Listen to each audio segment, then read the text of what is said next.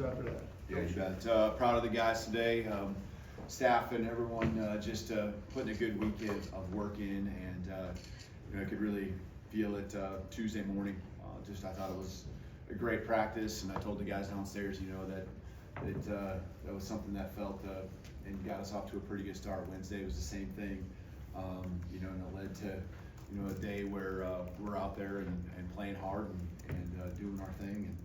And just proud of the resiliency at times that we have, whether it's week to week, even within a game, but our focus, I think, was on the right things all week long, focusing on this game, focusing on what we could control, and that's what I shared with them downstairs. I do want to say one thing: we're undefeated at home, and that's a big part to do with our fan base. Out there right at the very end, and just the energy in the stadium. Today, just all day from the time we pull up and do the walk to the very end, and that's been every single week. There's definitely a home field advantage that we feel when we're here, and want to give a lot of thanks to the fans for being here today, for being here with us all season long. So it was a fun night for our guys winning the Iron Bowl. It's a big deal, as everyone knows. And for us, again, did the things we needed to do to put ourselves in a chance to win. Thanks, Coach. Start in the back left with Nick. Kalen, as far as your, I know you just came off the field, but what would be your pitch as to why your team should be in the college football playoff? Well, I think everyone's aware of our schedule, and I don't know the exact stats, but I know we beat 4 top 25 teams throughout the year. And I don't know how many, if anyone's done that. And so, when you talk about the schedule and what it is week to week, it's just a grind. And having to come back every week, that's really the only conference that has to do that is ours. And that's what I would say. And we won 5 of our last 6. And so playing physical football, I think we've continued to excel in that area with what the game's all about. So, I think those are 2, pretty big deals. We beat some high quality teams that are still, out there, I believe, playing some good ball themselves, and, then just winning 5 of the last 6 at the back half of the season. Go to the back right, Colin. Hey, Kalen. We kind of saw like Jalen, going around the perimeter, kind of having his moment there late. I'm just curious from your perspective, looking at the impact that Jalen Moreau has had on your first year, and kind of you seeing him kind of taking that moment. What has he been like to you, both on the field, off the field? What has he been? Yeah, just we talk about resiliency for our team. I think that's that's a good word to use for him. It's hard being the quarterback of any football team. I think it's hard being a quarterback of a team that, in a program that expects to win every game. And, the ball's in his hands a lot, right? We throw with him, and I think he was, probably 70% or so, 18 for 24, and then obviously running the football.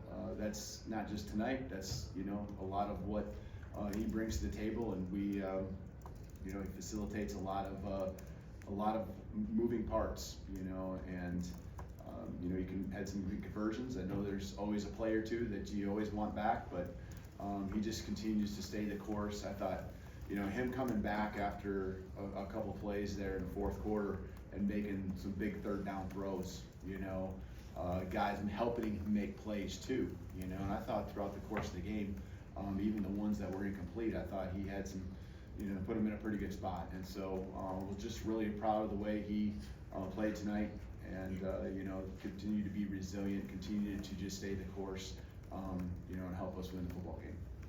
Front left, Tony. Yeah, with this win, you equaled the school record for most wins by a first-year coach. Just what does that mean to you? And then also, can you kind of reflect back on what this season's been like for you as well? Yeah, I guess it's always about the team. It's always, any wins I get are always about the team and the staff and everything we do. And so, there's more that I wish we would have had, that's the way I look at it. But, from a season standpoint, highs and lows, that's that's a part of any program. Championship programs go through the same thing each and every year, you know. And I guess again, I go back to the way I just care about these guys, you know. And I think we've really grown closer together the last half of the season as a team, the staff and players just really connected.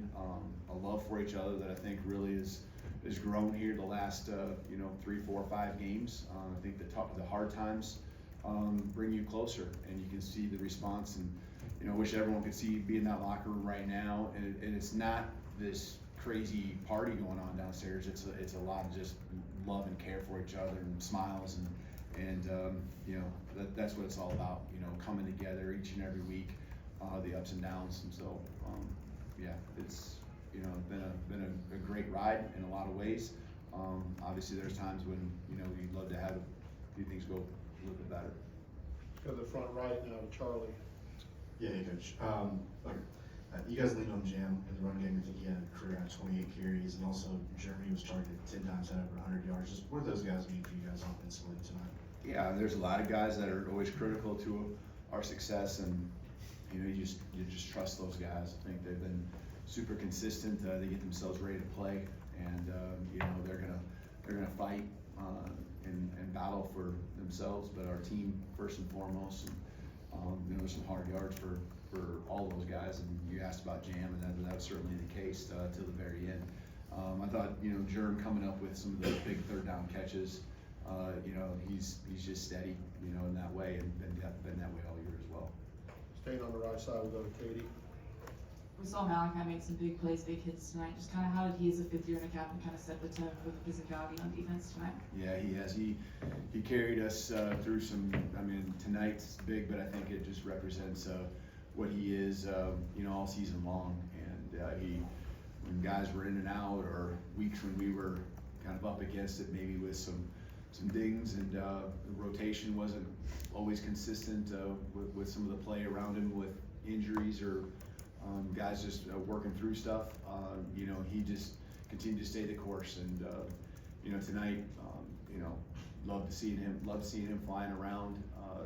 His energy in a positive way, being something that everyone feeds off of, and so he loves this place, more than I think anyone could ever imagine, and we see it every day in practice, and it's great when it carries over to the game, and you can see it as well.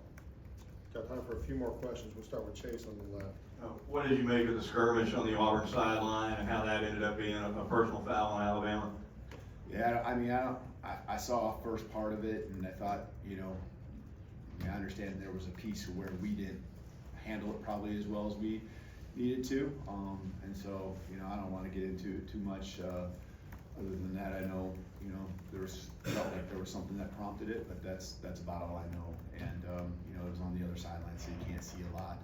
But certainly one of those things that got him a little bit of momentum with those yards that he got after that. But it's an emotional game. You put it all year, and it builds up to this, and the game itself, and back and forth, and a lot of momentum swings, and it's not okay, but I understand where the emotions were on both sides. So a lot of people over there, so it's hard for me to really tell what's going on. We go to Steven, keeping on the left side. Coach, ever since he got into the line in the secondary, we've just seen a growth from Bray Hubbard. What does he bring to the secondary that makes everybody just gel well around him? He was, just waiting for his opportunity, and while he was waiting, he was getting ready this season, and that's a credit to him. And there's, I think, a lesson that a lot of players that are young, and I know, not freshmen or anything like that, but guys who are waiting for their time, that I think can really take from what he did this year. And he's a guy that, again, plays with passion, but he's a really heady player. And then continue to develop the physical tools each and every week, and the confidence, and we have belief in him because we know he cares so much. He's really smart. He sees things, and every snap he's playing, he's getting better and better. All right, we're gonna finish up with Emily Grace in the middle there. Coach, what factors allowed Jalen to be so productive with his legs, and how was your first Iron Bowl? Did it live up to the hype?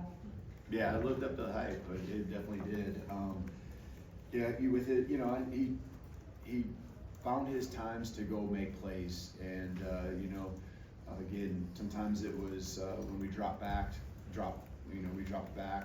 but he didn't force it. But when the times came, he can go make those plays, and I thought he did a good job of trying to put his head down at times, and then he loves using his speed and getting the corner, and so. When he's doing those type of things, we become really hard to defend, and so I was proud of the way he executed a lot of just both the run and the pass. So he made us tough to defend a lot of times today. So again, I thought he threw the ball extremely well, and great completion percentage. Even some more that we probably left out there on the football field. Thank you, Coach. Awesome. Thank you, Roll Tide.